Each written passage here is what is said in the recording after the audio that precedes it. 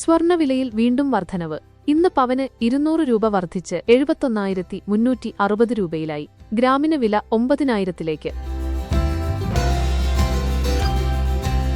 ഇന്നലെ 29-ാം തീയതി സ്വർണ്ണവിലയിൽ ഇടിവ് രേഖപ്പെടുത്തിയെങ്കിലും ഇന്ന് തിരിച്ചടിയായി വില ഉയരുകയായിരുന്നു. ഇന്ന് സ്വർണ്ണവില ഗ്രാമിന് 25 രൂപയാണ് വർദ്ധിച്ചത്.